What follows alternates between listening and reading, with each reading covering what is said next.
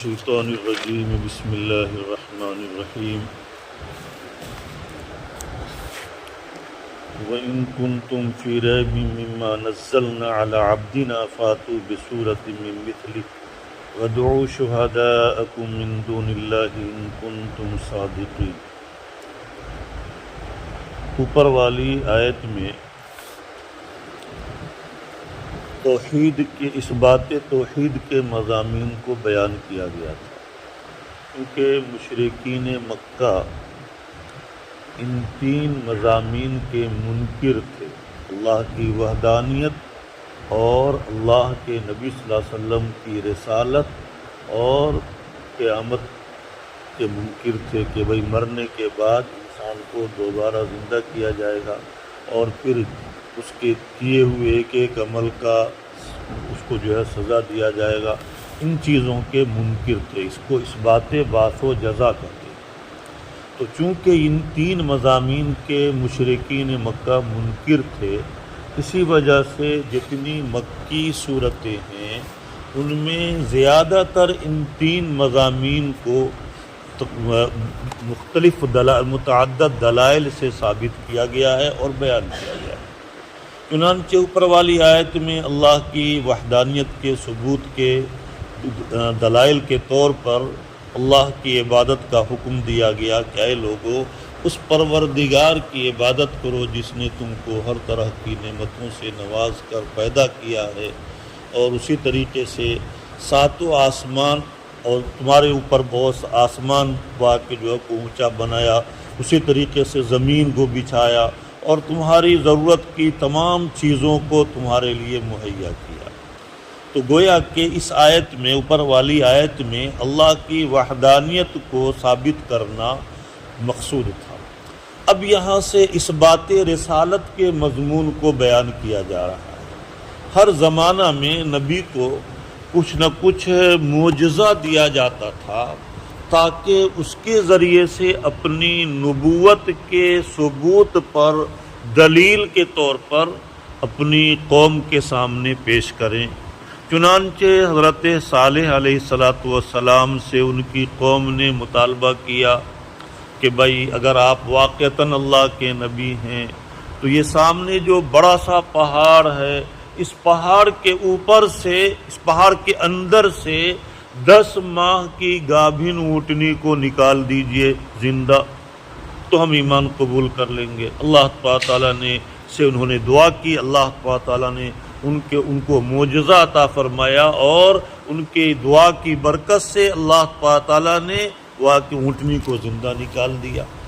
اسی طریقے سے حضرت عیسیٰ علیہ السلام کو اللہ تعالیٰ نے یہ معجزہ عطا فرمایا تھا کہ اللہ کے حکم سے وہ مردہ کو زندہ کر دیتے تھے۔ حضرت موسیٰ علیہ السلام کو معجزہ عطا فرمایا تھا کہ ان کے ہاتھ میں ایک ڈنڈا تھا، وہ ڈنڈا کو زمین پر رکھتے تو اژدہا بن جاتا، کبھی زمین پر گاڑ دیتے تو وہ پھلدار درخت بن جاتا، غرضے کہ وہ مختلف خصوصیات کا حامل وہ ڈنڈا تھا۔ اللہ تعالیٰ نے وہ ڈنڈا، اسی ڈنڈے کو جب دریائے نیل کے اوپر مارا تو اس میں 12 چشمہ کے راستے بن گئے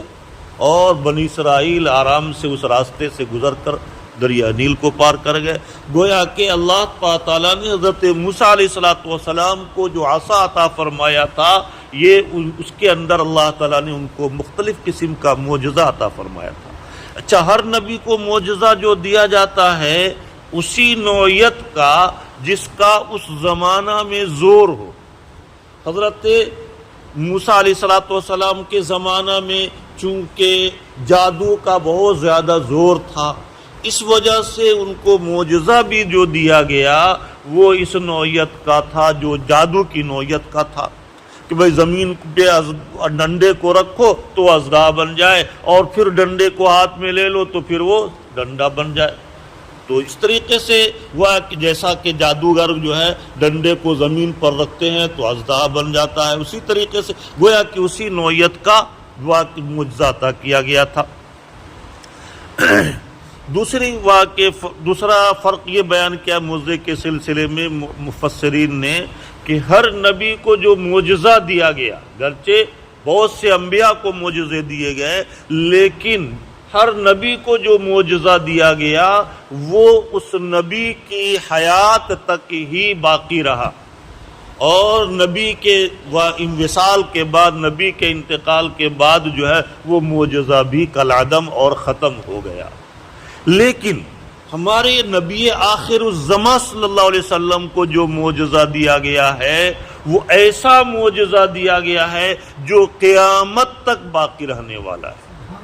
اور یہ معجزہ یہ اللہ کے قرآن ہے، اللہ کے نبی صلی اللہ علیہ وسلم کا معجزہ یہ قرآن ہے۔ فرق اللہ کے نبی صلی اللہ علیہ وسلم کے اوپر اللہ تعالیٰ نے ایک ایسا کلام اتارا، ایسا قرآن کو اتارا ہے کہ جس کو پوری دنیا کی طاقت مل کر اگر ذرہ برابر تبدیلی کرنا چاہے نہیں کر سکتے، اور اسی طریقے سے اس جیسا کلام اگر کوئی بنانا چاہے پوری دنیا کی طاقت مل کر کے بنا نہیں سکتے۔ چنانچہ اللہ تعالیٰ نے چیلنج کیا ہے کہ اگر تم کو اس کے اللہ کے کلام ہونے میں شک ہے کہ یہ اللہ، چونکہ مشرکین مکہ کا یہ کہنا تھا کہ محمد صلی اللہ علیہ وسلم نے اپنی طرف سے اس کو گھڑ کر اور لوگوں کے سامنے پیش کر دیا ہے کہ اللہ کی طرف سے ہمارے اوپر یہ قرآن نازل ہوا ہے اور یہ کلام نازل ہوا ہے، یہ اللہ کا کلام نہیں بلکہ محمد صلی اللہ علیہ وسلم نے اپنی طرف سے بنا کر گھڑ کر پیش کیا۔ اللہ تعالیٰ نے مشرکین مکہ کے انہی بعد میں پیدا ہونے والے اشکالات کو، چونکہ اللہ تعالیٰ علام الغیوب ہے، جانتے تھے، اسی وجہ سے اللہ کے اپنے نبی کو وہ امی بنایا۔ امی کا مطلب یہ کہ جو ماں کی پیٹ سے جیسا پیدا ہوئے اسی طرح سے ان پڑھ تھے، کبھی بھی کسی استاذ کے پاس جا کر کے کچھ نہیں پڑھا،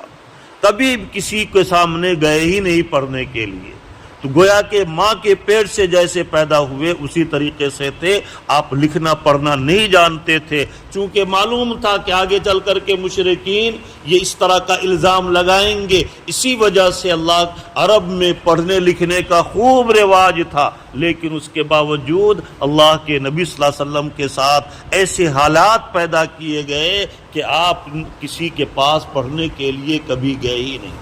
جب سے ہوش سنبھالا بکریاں چرائی، اور بکریاں چرانے میں اصل جو ہے نفس کی اصلاح ہے۔ جتنے بھی انبیاء ہیں تقریباً اکثر انبیاء نے بکریاں چرائی۔ بکری جو ہے بڑا متواضع جانور ہے، اور بکری کا ریور ہو اور ایک بکری ادھر بھاگ رہی ہو اور ایک ساتھ ایک دوسری ادھر بھاگ رہی ہو، تیسری ادھر بھاگ رہی ہو، اب ایسے موقع پر کیا کریں گے؟ حضرت موسیٰ علیہ السلام ایک مرتبہ بکریاں چرا رہے تھے، ان کی ایک بکری ریوڑ سے نکل گئی اور اس کے بعد دور بھاگ گئی۔ حضرت موسیٰ علیہ السلام اس بکری کے پیچھے دوڑتے چلے گئے، کہیں ایسا نہ ہو کہ ریوڑ سے نکل جائے اور کوئی جنگلی جانور اس کو کھا جائے، اس وجہ سے اس کے پیچھے دوڑتے ہوئے گئے۔ کافی دور جانے کے بعد اس بکری کو پکڑ لیا۔ اگر ہم اور آپ ہوتے تو کیا کرتے؟ اس بکری کا کچوبر نکال دیتے کہ بھائی تم نے مجھے اتنا پریشان کیا، لیکن نبی کی بات ہی کچھ اور ہوتی ہے۔ حضرت موسیٰ علیہ السلام نے بڑے شفقت سے اس کو گود میں لیا اور اس کے بدن پر ہاتھ پھیرا، پاؤں کے اوپر اپنا ہاتھ پھیرنے لگے کہ پیاری بکری تم نے اپنے آپ کو بہت تھکایا، کتنا پریشان تم ہو گئی، اتنا جو ہے تم دوڑی، اتنا تیز دوڑ کر کے تم نے اپنے آپ کو تھکایا اور پریشان کیا، ایک بار کتنا دوڑنے کی کیا ضرورت تھی؟ اس طریقے سے شفقت اور محبت سے اس کے اوپر ہاتھ پھیرنے لگے۔ گویا کہ اللہ تعالیٰ کی طرف سے ان کے دل میں تواضع کی صفت پیدا کرنے کے لیے، اور امت کی جماعت کو، اپنی امت کی جماعت کو کیسے لے کر ایک ساتھ چلنا ہے، اگر کوئی بچھڑ جائے اس میں سے اور کوئی جماعت سے الگ ہو جائے، اس کو کس طرح سے شفقت اور محبت سے جماعت سے قریب کرنا ہے، یہ سلیقہ سکھانے کے لیے انبیاء کے ساتھ ایسے حالات پیدا کیے جاتے تھے کہ وہ بکریاں چراتے تھے، جس کی وجہ سے ان کے اندر تواضع کی صفت اور ایک ساتھ بکری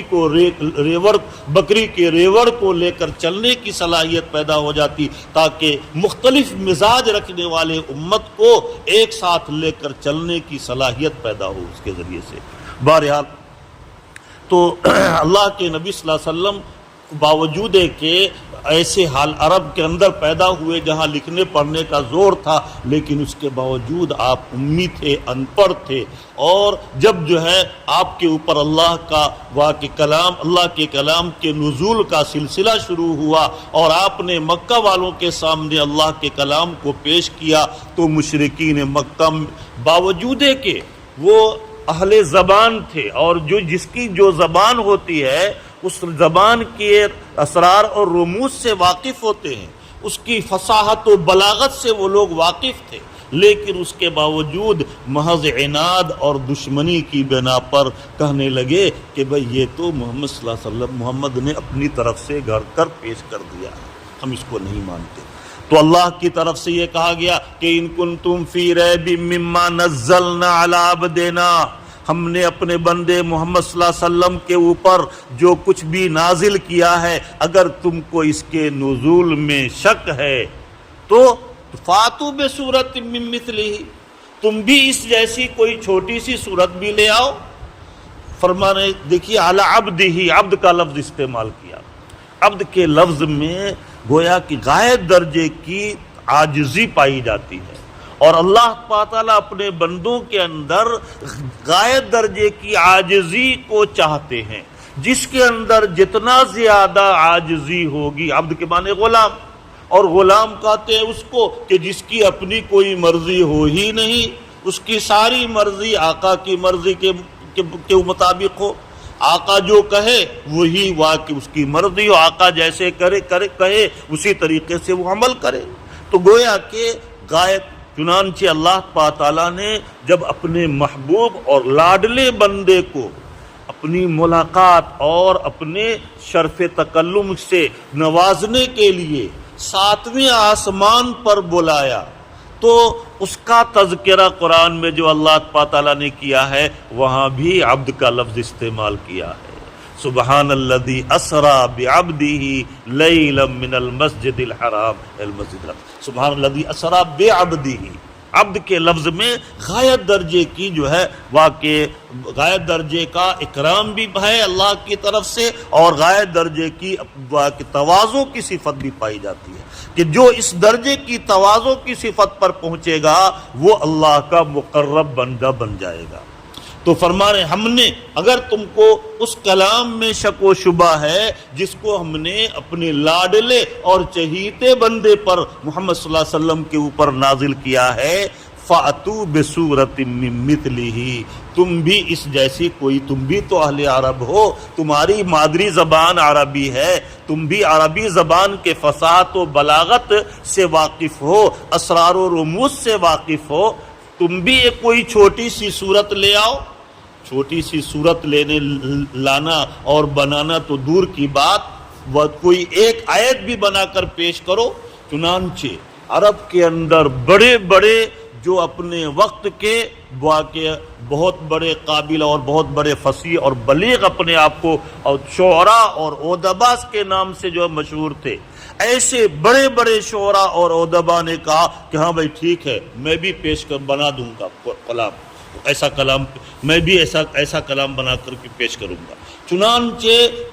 کئی مہینے تک وہ ایک کمرے میں بند رہے، 24 گھنٹہ وہ سوچتے رہے، بناتے رہے آیت، اور اس کے بعد پھر قرآن کی آیت سے موازنہ کرتے رہے، پھر اس کو پڑھتے رہے، پورا کمرہ جنگل سے بھر گیا لیکن ایک آیت بھی نہیں بن سکی، اور پھر آخر میں اس نے عاجزی کا اظہار کرتے ہوئے کہا بھائی میرے بس کا نہیں ہے بنانا۔ اگر کسی نے بنایا بھی تو کیسا، اڑان تران، بالکل ایسا جو بالکل معمولی ان پڑھ آدمی بھی اس کو بالکل خرافات سے تعبیر کر سکتا ہے۔ ایک کسی نے بنایا الفیل وملفیل وما ادراک ملفیل، ارے ہاتھی تم خرطوم ہو طویل، کیا تم کو معلوم ہے ہاتھی کیا ہوتا ہے؟ ہاتھی وہ اس کی سونڈ لمبی ہوتی ہے، یہ کوئی اس میں کوئی نئی بات معلوم ہوئی؟ یہ تو سونڈ بچہ بھی جانتا ہے کہ اس کی لمبی سونڈ ہوتی ہے. بہرحال ایسی اگر کسی نے کوشش بھی کی بنانے کی تو ایسی لغو اور خرافات الفاظ جس کو خود ان کے آدمی نے ہی ریجیکٹ کر دیا کہ یہ اللہ کے کلام کے مشابہ اور محمد صلی اللہ علیہ وسلم کے اوپر نازل ہونے والی جو ہے والے کلام کا مقابلہ نہیں کر سکتا، اس کے موازنہ نہیں کر سکتا. بہرحال تو اللہ تعالیٰ نے چیلنج کیا. اچھا یہ قرآن جو ہے قیامت تک باقی رہنے والی کتاب ہے، اس میں کبھی کوئی تبدیلی، ایک نقطے اور ایک حرف کی کوئی تبدیلی نہیں کر سکتا. چنانچہ قرآن کے اندر جو چیلنج کیا گیا ہے یہ چیلنج قیامت تک آنے والی قوم کے لیے ہے. فاتو بصورت من مثلی، قیامت تک کوئی بڑا سے بڑا فصیح اور بلیغ یا ادیب پیدا ہو جائے، وہ کوئی چھوٹی سے چھوٹی صورت بھی قرآن کے مثل نہیں بنا سکتا. آج بھی یہ چیلنج باقی ہے اور قیامت تک باقی رہے گا.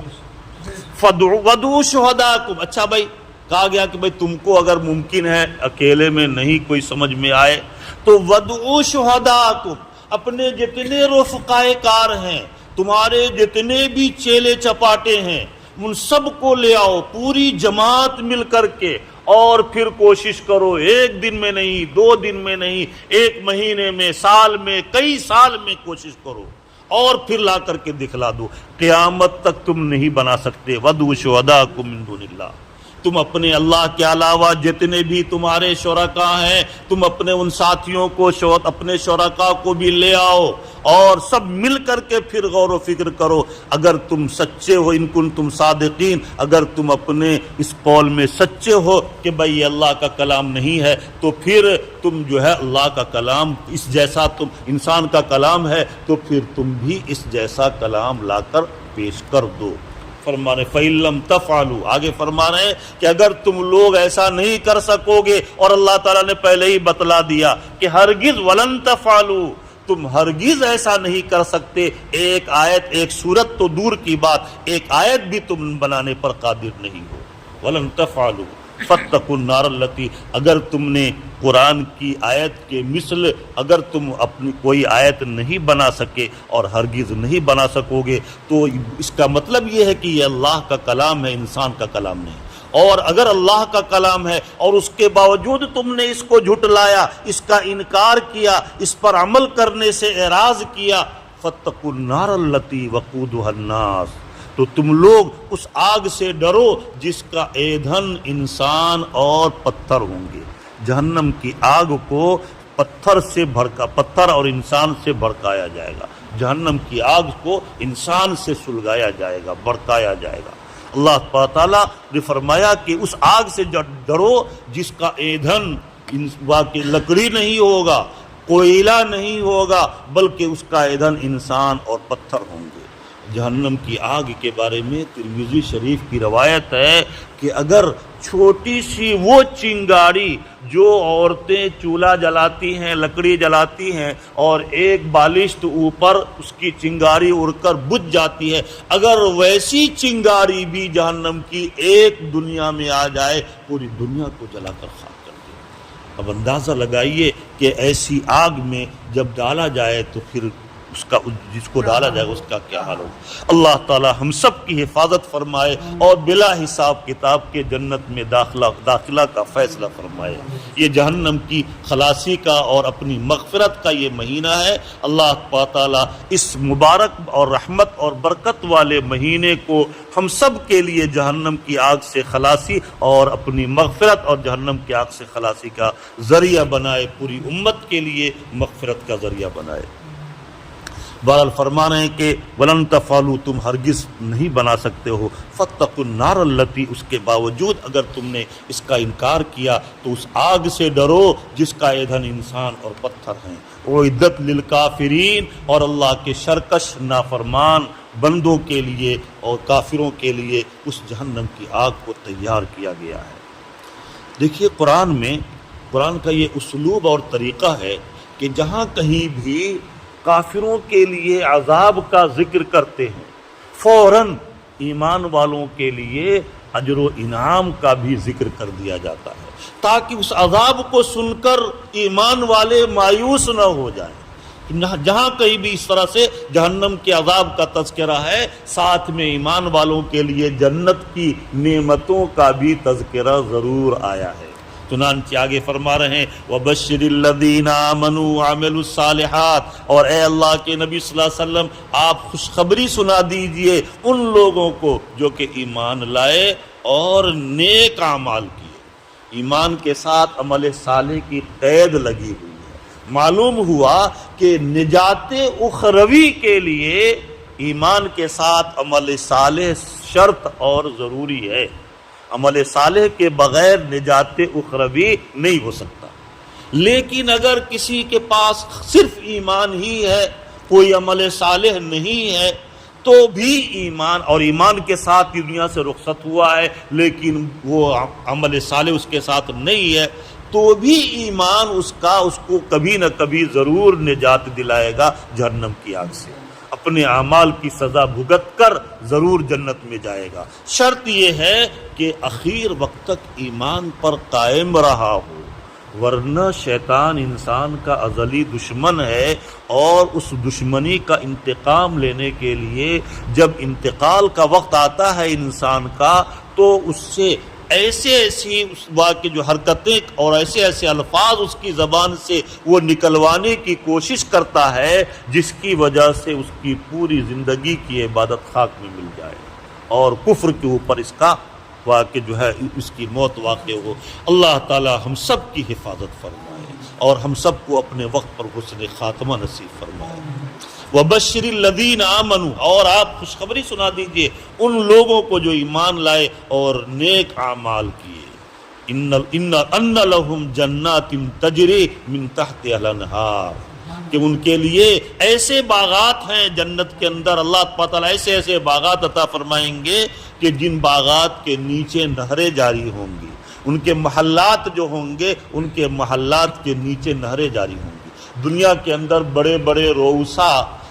دریا کے کنارے اور سمندر کے کنارے اپنا ٹاور بناتے ہیں، تاکہ بلڈنگ بناتے ہیں، تاکہ اس کے اندر کے تازہ ہوائیں آتی رہیں اور موسم وہاں کا خوشگوار ہو۔ اللہ تعالیٰ نے فرمایا کہ بھئی جنت کے اندر اس دنیا کی چند روزہ زندگی کے لیے ٹاور کی فکر مت کرو، تم جنت میں اپنا ٹاور بنانے کی فکر کر لو۔ وہاں جو ٹاور ہوگا وہاں وہ ہر منزل کے اندر نہر ہوگی۔ دنیا کے اندر صرف پہلی منزل جو ہے وہیں پر نہر ہوتی ہے، اور وہاں جنت میں ہر منزل کے اوپر نہر ہوگی۔ اچھا، دنیا میں تو پانی ہی کی نہر ہوتی ہے، کبھی آپ نے دنیا میں سنا ہے یا دیکھا ہے کہ دودھ کی بھی نہر ہو، شہد کی بھی نہر ہو؟ جنت میں دودھ کی بھی، پانی کی بھی نہر ہوگی، شہد کی بھی نہر ہوگی، اسی طریقے سے بہترین مشروب کی بھی نہر ہوگی۔ فرما رہے ہیں کہ اور وہ ہر منزل کے اندر وہ نہر ہوگی۔ اچھا، نہر میں اگر پانی لینا ہو یا پانی پینا ہو تو ہم کو خود جانا پڑتا ہے، لیکن جنت میں جنتی کے اشارہ سے جہاں چاہے گا وہ نہر کو لے کر جائے گا، وہ کہے گا چلو بھائی میرے ساتھ، چلے جائے گا۔ 10ویں منزل پر چلو، 50ویں منزل پر چلو، جہاں لے کے جانا چاہیں گے وہ لے کے جائے گا، بالکل آ جائے گا۔ اللہ تعالیٰ صرف جنت میں جانے والے اعمال پر قائم اور باقی رکھے اور اسی پر خاتمہ ہو جائے تو پھر سب کے پاس آئے گا۔ محمود تو محمود ہے، ایاز کے پاس بھی آئے گا، غلام کے پاس بھی آئے گا۔ بہرحال ان لہم جنات تجری من تحتها الانہار، کہ ان کے لیے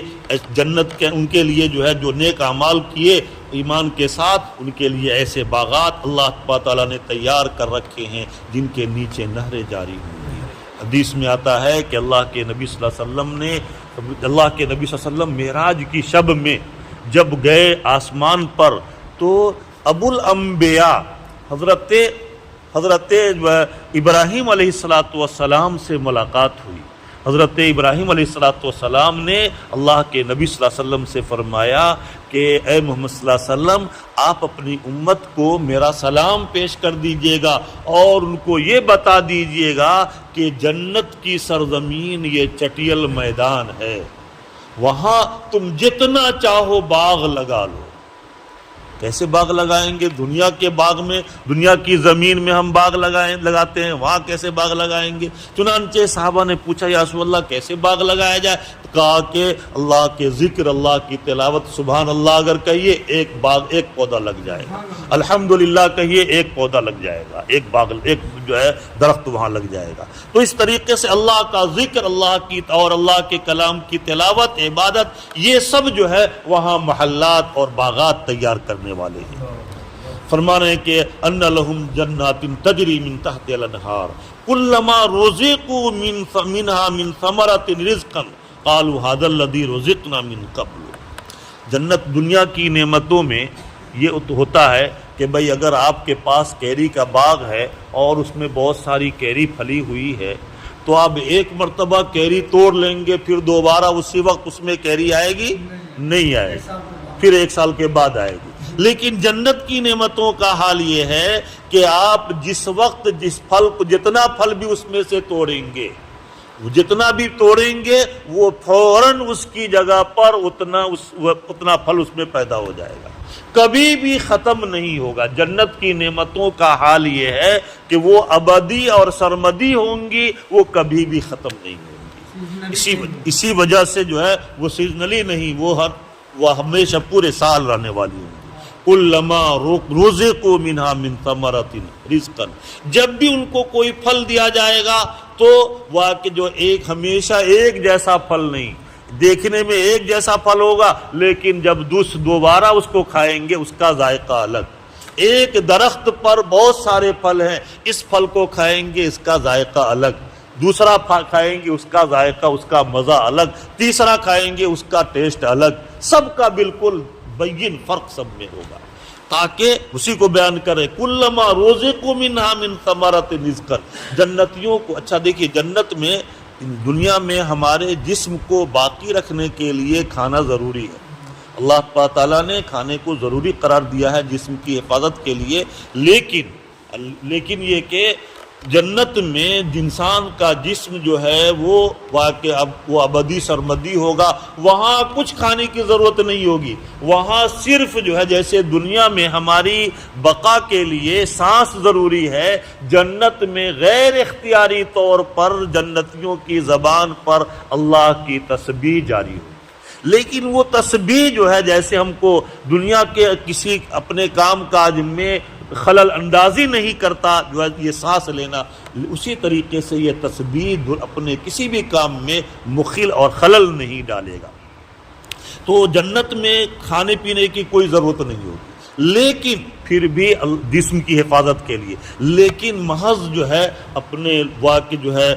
خوش طبعی کے لیے اور ذائقہ لینے کے لیے، اور اس کے بعد اسی طریقے جنت کے اور واقع یوں ہی جو ہے اپنے لطف و سرور کے لیے جنتیوں کو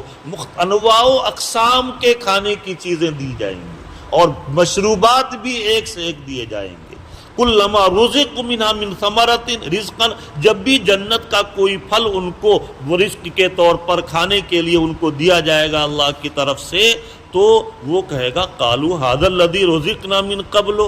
کہ بھائی وہ کہے گا کہ بھائی یہ تو ایسا ہی لگ رہا ہے جو اس سے پہلے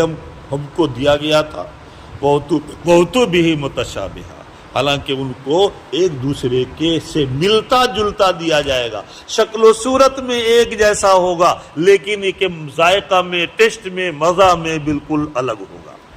وَلَهُمْ فِيهَا أَزْوَاجٌ مُطَهَّرَةٌ، جنت میں اگر دنیا کی ساری نعمتیں، جنت کے اندر ہر طرح کی نعمتیں ہوں، ایک نعمت نہ ہو تو پھر انسان اداس۔ جنت میں، دنیا میں حضرت آدم علیہ السلام کو اللہ تعالیٰ نے بھیجا، تمام نعمتیں تھیں لیکن وہ بلکہ جنت میں پیدا کیا تو ہر طرح کی نعمتیں تھیں لیکن وہ اداس بیٹھے ہوئے تھے، مغموم بیٹھے ہوئے تھے۔ چنانچہ اللہ تعالیٰ نے ان کے دل بہلانے کے لیے انہی کے دائیں طرف کی سب سے اوپر والی پتلی جو ہے، جو کہ سب سے پتلی اور سب سے ٹیڑھی اور سب سے دل سے قریب جو پسلی ہے، اس پسلی سے حضرت آدم علیہ السلام کی اس پسلی سے حضرت حوا کو اللہ تعالیٰ نے پیدا کیا، ان کے اوپر غنودگی کی کیفیت پیدا کر دی گئی اور جب غنودگی کی کیفیت پیدا ہوئی اسی درمیان میں ان کے جسم سے ایک پسلی نکلی اور اس سے حضرت حوا ایک حسین و جمیل عورت سامنے آ گئی۔ اب حضرت حوا علیہ السلام کو جیسے ہی آنکھ کھلی سامنے ایک خوبصورت عورت کو دیکھا، فوراً حضرت آدم علیہ السلام نے ان کی طرف ہاتھ بڑھانا چاہا، دل بستگی کا سامان آ گیا، ہاتھ بڑھانا چاہا، اللہ تعالیٰ کی طرف سے کہا گیا اللہ تعالیٰ کی طرف سے کہا گیا کہ بھائی ابھی رک جائیے، ابھی جلدی مت کیجیے، پہلے جو ہے آپ ان کی مہر ادا کیجیے، تب جا کر کے واقعی آپ ان کے لیے ان کے حلال ہوگا۔ اللہ تعالیٰ ان کا نکاح فرمایا اور اس کے بعد مہر ان کی، کہا بھئی ہمارے پاس تو کچھ نہیں ہے، مہر کیا دیں؟ تو کہا کہ آپ 3 مرتبہ محمد صلی اللہ علیہ وسلم کے اوپر درود بھیجیے۔ اب حضرت آدم علیہ السلام نے فرمایا یہ محمد کون ہے جن پر درود بھیجنے کا مجھے حکم دیا جا رہا ہے؟ تو اللہ تعالیٰ کی طرف سے کہا گیا کہ یہ آپ کی جو ہے آپ کی امت میں سے یا اولاد میں سے، آپ کی اولاد میں سے یہ ہیں، اور یہ سمجھیے کہ آپ بھی ان کے طفیلی ہیں۔ اگر ان کو پیدا کرنا مقصود نہیں ہوتا تو ہم آپ کو بھی پیدا نہیں کرتے، یہ دنیا نہیں بناتے، یہ دنیا کی کوئی چیز نہیں بنتی، یہ سب طفیلی ہیں پیارے آقا صلی اللہ علیہ وسلم کے۔ تو گویا کہ وہ کہا گیا کہ انہی کے طفیل میں جو ہے یہ ساری چیزیں آپ کو عطا کی گئی ہیں اور اس ساری دنیا بنائی گئی ہے۔ بہرحال اب سوال یہ پیدا ہوتا ہے کہ درود بھیجا گیا محمد صلی اللہ علیہ وسلم کے اوپر اور مہر دینا ہے حضرت حوا کو، تو یہ مہر کیسے ادا ہوئی؟ پیسہ دے دیں گے اس کو اور اس کے بعد یہ آپ کی بیوی کی مہر ادا ہو جائے گی؟ نہیں ہوگی۔ تو پھر حضرت حوا کی مہر کیسے ادا ہوئی؟ تو اس کا جواب یہ ہے کہ ہر جگہ کی کرنسی الگ ہوا کرتی ہے۔ یہاں سے آپ جو ہے سعودیہ جائیں گے تو وہاں کی کرنسی الگ ملے گی، اور پھر جو ہے دوسرے ملک میں کہیں بھی جائیں گے وہاں کی کرنسی، آپ اگر انڈیا کی کرنسی دیں گے تو جلدی کوئی ہر شخص قبول نہیں کرے گا، جو جہاں ایکسچینج ہے وہی لوگ لیں گے، اور عام آدمی اس کو نہیں لے گا، چاہے جتنا بھی آپ دے دیں کوئی سامان آپ کو نہیں دے گا۔ تو اسی طریقے سے آخرت کی کرنسی جو ہے وہ نیک اعمال کا اجر و ثواب ہے۔ گویا کہ 3 مرتبہ درود کا اجر و ثواب حضرت حوا کے نامہ اعمال میں ڈال دیا گیا، یہ ان کو وہاں کی کرنسی کے حساب سے ان کو ان کی مہر مل گئی۔ جی، تو معلوم ہوا کہ اگر ہر نعمت ہو لیکن اگر وہ عورت جو ہے واقع نہ ہو، بیوی نہ ہو، تو انسان اداس اور مغموم رہتا ہے۔ دنیا کے مال و دولت اور بلڈنگ ہونے کے باوجود اگر جو ہے کسی کی بیوی کا انتقال ہو جائے تو پھر خدا نہ کرے ایسا ہو، لیکن اگر کسی کی بیوی کا انتقال ہو جائے اس سے پوچھئے کہ پوری دنیا ان کے سامنے بالکل ویران لگتی ہے۔ تو گویا کہ اللہ تعالیٰ نے مرد اور عورت دونوں کو ایک دوسرے کے واقع جو ہے ایک دوسرے کا محتاج بنایا ہے اور ایک دوسرے کی واقع دلبستگی کا سامان بنایا ہے۔ فرمانے وَلَهُمْ فِيهَا أَزْوَاجٌ مُطَهَّرَةٌ، جنت کے اندر جنتیوں کے لیے جنتیوں کی بیویاں بھی ہوں گی۔ ازواج کا لفظ آیا ہے، دنیا میں تو ایک بیوی پر اکتفا کرنا پڑتا ہے، حالانکہ 4 کی اجازت دی گئی ہے، لیکن 4 کی اجازت کس کو ہے؟ سب کے لیے نہیں۔ حضرت تھانوی علیہ الرحمہ کی 2 بیوی تھی اور خانقاہ میں انہوں نے ایک ترازو قائم کر رکھا تھا، اور اس ترازو کے اوپر جب بھی بازار سے کوئی سامان لاتے تھے دونوں ترازو پر برابر وزن کر کے ایک ادھر بھیج دیے ایک ادھر بھیج دیے،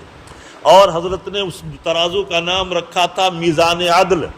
اور فرماتے تھے کہ جس کو اس طرح سے میزان عدل قائم کرنے کی ہمت ہو وہ ضرور 2 شادی کر لے، لیکن اگر کسی کے اندر اتنا حوصلہ نہ ہو کہ بیویوں کے ساتھ عدل و انصاف کر سکے تو ایسی صورت میں ایک ہی پر اکتفا کرے۔ وہ اس وجہ سے کہ اگر آپ نے عام طور سے ہماری امت میں ہمارے معاشرے میں دوسری بیوی کو معیوب سمجھا جاتا ہے، اس کی وجہ یہ ہے کہ دوسری شادی کرنے کے بعد اس کے ہی دوسری کے ہی ہو کر رہ جاتے ہیں اور پہلی کو نسیہ منسیہ کر دیتے ہیں، اس کو بالکل بھلا ہی دیتے ہیں، اس کی خبرگیری بالکل کرتے ہی نہیں،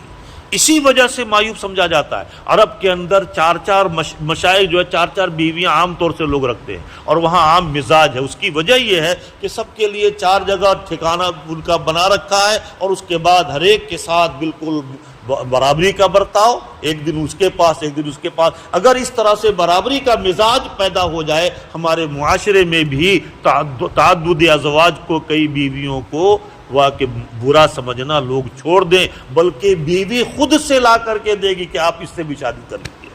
لیکن ہمارے مزاج میں تبدیلی کی تھوڑا ضرورت ہے۔ تو جنت کے اندر ایسا نہیں ہوگا، اس وجہ جنت کے اندر بہت ساری بیویاں ہوں گی، چنانچہ حدیث میں آتا ہے کہ ایک ایک جنتی کو، ادنا درجے کے جنتی کو 72 بیویاں دی جائیں گی۔ اب ڈاکٹر صاحب کہیں گے ایک کو تو خوش کرنا مشکل، اب 72 کو کیسے خوش کریں گے؟ اللہ تعالیٰ اسی اعتبار سے طاقت بھی دیتے، فرما جی الگ ہوگا۔ وَلَهُمْ فِيهَا أَزْوَاجٌ مُطَهَّرَةٌ، اور جنت کے اندر جنتیوں کے لیے پاکیزہ ایسی بیویاں ہوں گی۔ مطہرہ کا لفظ آیا، مطہرہ، یہاں جو بیوی اگر نیک صالح ہے تو ان تمام جنتی عورتوں کی سردار ہوگی، وہ اس کو جو ہے ایک نئے انداز سے مزین کر کے آپ کے سامنے پیش کیا جائے گا۔ ایک بوڑھی عورت آئی اللہ کے نبی صلی اللہ علیہ وسلم کے پاس اور کہنے لگی اے اللہ کے نبی صلی اللہ علیہ وسلم دعا کر دیجئے میں جنت میں چلی جاؤں۔ اللہ کے نبی صلی اللہ علیہ وسلم نے فرمایا کوئی بڈھی جنت میں نہیں جائے گی۔ اب وہ بڈھی رونے لگی، روتے ہوئے جانے لگی۔ اللہ کے نبی صلی اللہ علیہ وسلم نے ایک صحابی کو بھیجا کہ جاؤ اس کو کہہ دو کہ بھائی بوڑھی ہونے کی حالت میں نہیں جائے گی، بوڑھی عورت کو جوان بنا کر ایک نئے انداز سے مزین کر کے گویا کہ جنت میں داخل کیا جائے گا۔ ان انشأنہن انشان وجعلنہن ابکارا، فرمانے بالکل کنواری اور باکرا بنا کر کے اس کو جنتیوں کی سردار بنایا جائے گا اگر وہ نیک اور صالح ہے۔ جب فرمانے وہم فیہا خالدون، اچھا یہ ساری نعمتوں کے ساتھ سوال یہ پیدا ہوتا ہے ہو سکتا ہے چند دن کے لیے دیا جائے اور پھر چھین لیا جائے، فرمانے نہیں، وہم فیہا خالدون، جنتی حضرات جنت میں جب داخل ہو جائیں گے تو جنت کی نعمتوں میں دائمی طور پر رہیں گے، ابدی طور پر رہیں گے، سرمدی طور پر رہیں گے، نہ اس میں سے ان کو نکلنے کا دل چاہے گا اور نہ کبھی ان کو نکالا جائے گا۔ اللہ تعالی ہمیں اور آپ کو بھی بلا حساب اور کتاب کے جنت میں داخلے کا فیصلہ فرمائے، پوری امت کے حق میں اس ماہ مبارک کی برکت سے پوری امت کی مغفرت فرمائے اور پوری امت کے حق میں جنت میں داخلے کا اور جہنم سے آزادی کا فیصلہ فرمائے، آمین۔